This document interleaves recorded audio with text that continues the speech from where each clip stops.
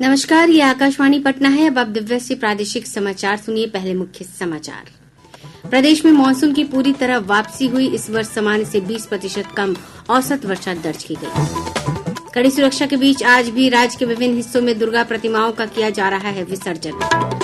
Patna Howrah Vande Bharat express train का आज से बख्तियारपुर स्टेशन पर ठहराव शुरू।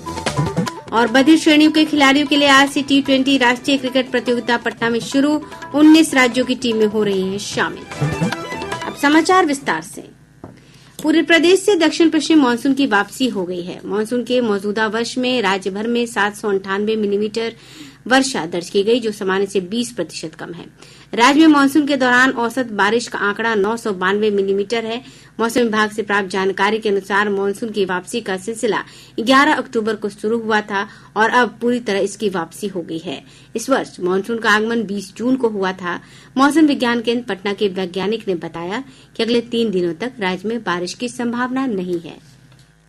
मौसम पूर्वानुमान के अनुसार अगले 3 दिनों तक मौसम शुष्क बने रहने की संभावना है तथा वर्षा का आसार लगभग नगण्य है। 48 घंटों के दौरान प्रदेश में अधिकतम तापमान 32 से 34 डिग्री सेल्सियस तथा न्यूनतम तापमान 24 से 26 डिग्री सेल्सियस बने रहने की संभावना है।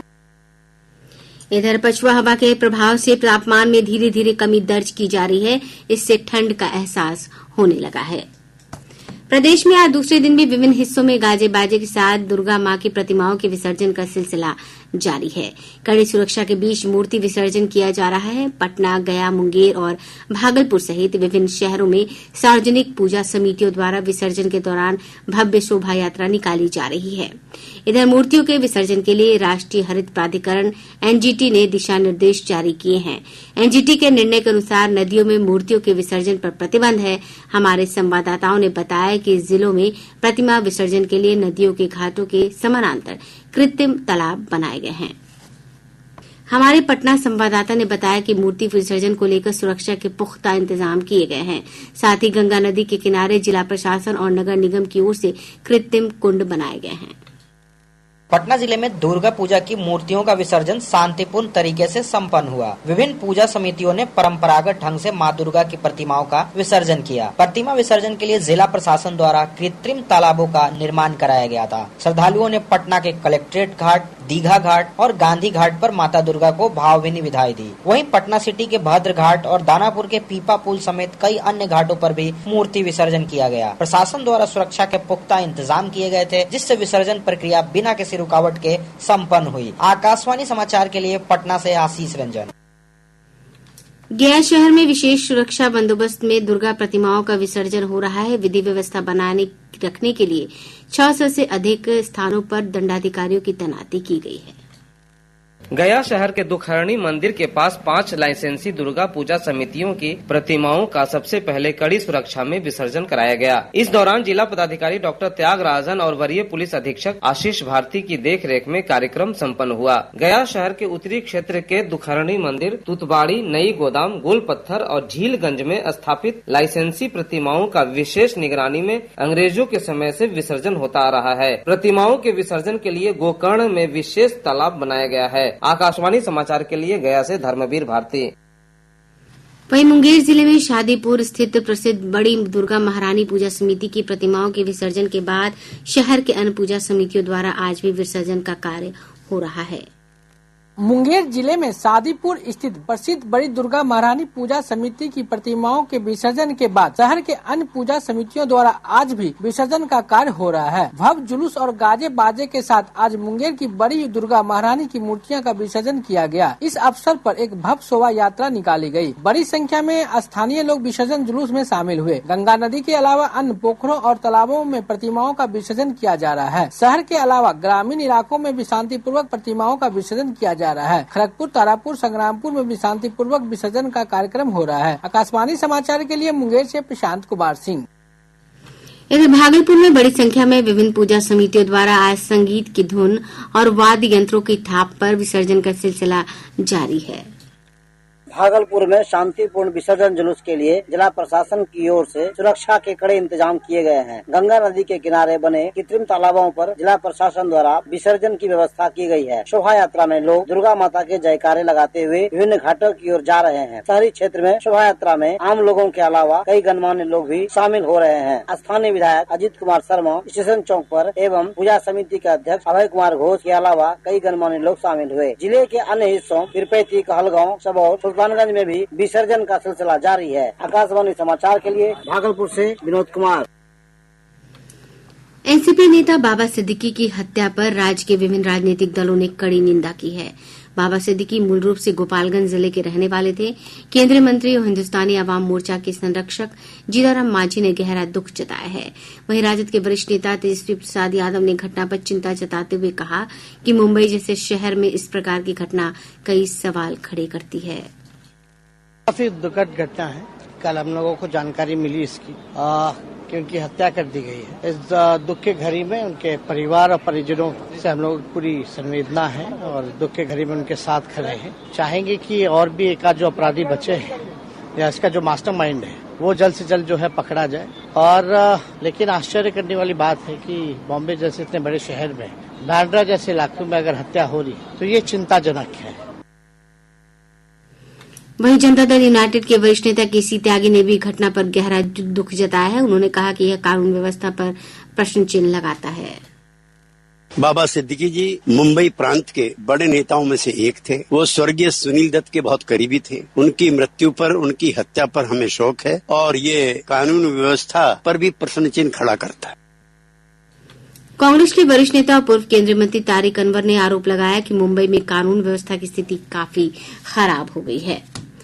प्रदेश में 15 अक्टूबर से बालू खनन की निगरानी ड्रोन के जरिए शुरू होगी। उप मुख्यमंत्री विजय कुमार सिन्हा ने कहा कि इससे अवैध खनन रोकने में मदद मिलेगी। उप मुख्यमंत्री ने कहा कि अवैध खनन के बारे में विभाग को जानकारी देने वाले लोगों की पहचान गोपनीय रखी जाएगी और ऐसे लोगों को सम्मानित भी किया जाएगा। श्री सिन्हा ने कहा कि खनन और भूतत्व विभाग राजस्व अर्जित करने की दिशा में तेजी से आगे बढ़ रहा है। उन्होंने बताया पिछले वर्ष सितंबर तक 575 करोड़ का राजस्व मिला था, जो इस वर्ष 1034 करोड़ है। प्रादेशिक समाचार आप आकाशवाणी पटना से सुन रहे हैं। ताजा समाचारों के लिए आप हमारे एक्स हैंडल AIR_News पटना पर जा सकते हैं। केंद्रीय उपभोक्ता संरक्षण प्राधिकरण ने परिवहन कंपनी ओला को उपभोक्ताओं को अपनी पसंद के रिफंड तरीके चुनने की अनुमति देने वाली व्यवस्था लागू करने के निर्देश दिए हैं। प्राधिकरण ने शिकायत निवारण प्रक्रिया के दौरान कंपनी को उपभोक्ताओं को या तो सीधे उनके बैंक खातों में या कूपन के जरिए अपनी पसंद के रिफंड के तरीके चुनने की प्रणाली अपनाने को कहा है। ओला को सभी ऑटो सवारी उपभोक्ताओं को बिल, रसीद या इनवॉइस देने के भी निर्देश दिए गए हैं। पटना हावड़ा वंदे भारत एक्सप्रेस ट्रेन का आज से बख्तियारपुर स्टेशन पर ठहराव शुरू हो गया है। पटना साहिब के सांसद रविशंकर प्रसाद और नालंदा के सांसद कौशलेंद्र कुमार इस अवसर पर आज सुबह बख्तियारपुर स्टेशन पर उपस्थित थे। दोनों सांसदों ने आज वंदे भारत ट्रेन को बख्तियारपुर से हरी झंडी दिखाकर रवाना किया। इस अवसर पर रविशंकर प्रसाद ने कहा कि इससे स्थानीय लोगों को काफी सुविधा होगी। आज कलकत्ता की वंदे भारत जो पटना से जाती है कलकत्ता, उसका स्टॉपिंग बख्तियारपुर हो गया। इसके लिए हम लोग लगे हुए थे। मैं रेलवे प्रशासन का बहुत बहुत धन्यवाद करता हूँ। अब बख्तियारपुर के लोगों को बहुत सुविधा हो गई है कलकत्ता जाने के लिए।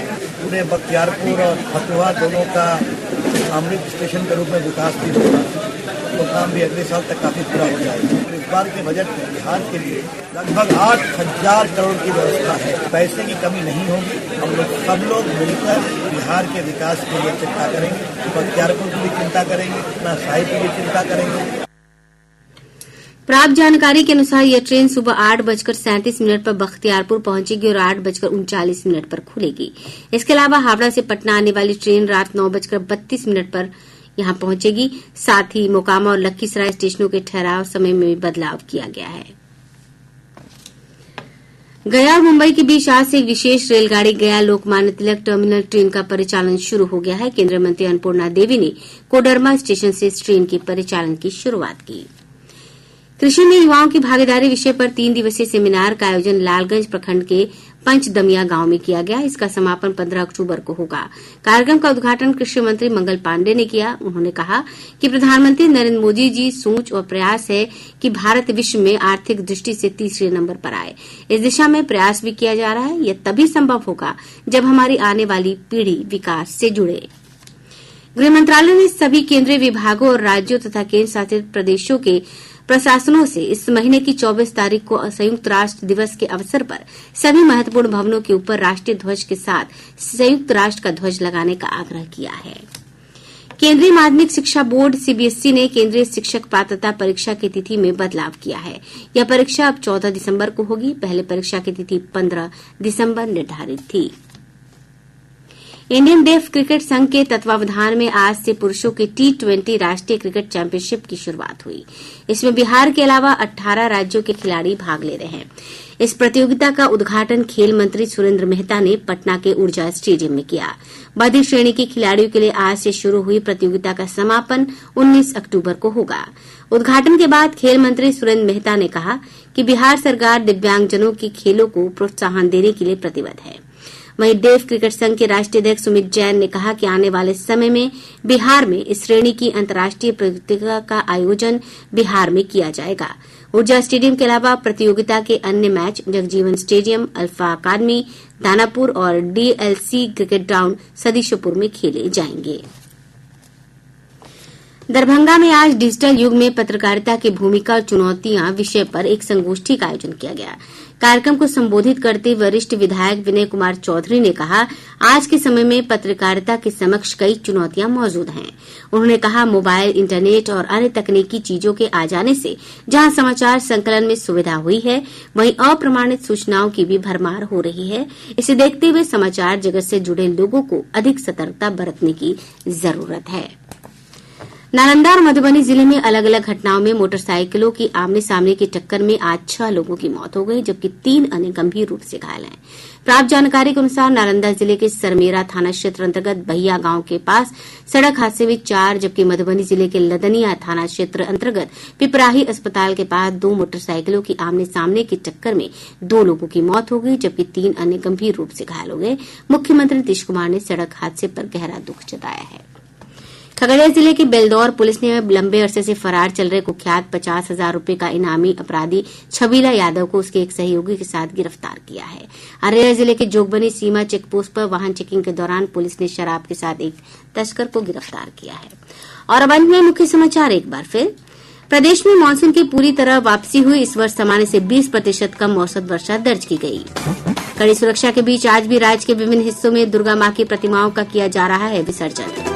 पटना हावड़ा वंदे भारत एक्सप्रेस ट्रेन का आज से बख्तियारपुर स्टेशन पर ठहराव शुरू। और मध्य श्रेणी के खिलाड़ियों के लिए आज से T20 राष्ट्रीय क्रिकेट प्रतियोगिता पटना में शुरू। 19 राज्यों की टीमें हो रही हैं शामिल। इसके साथ ही आकाशवाणी पटना से प्रसारित प्रादेशिक समाचार का ये अंक समाप्त हुआ।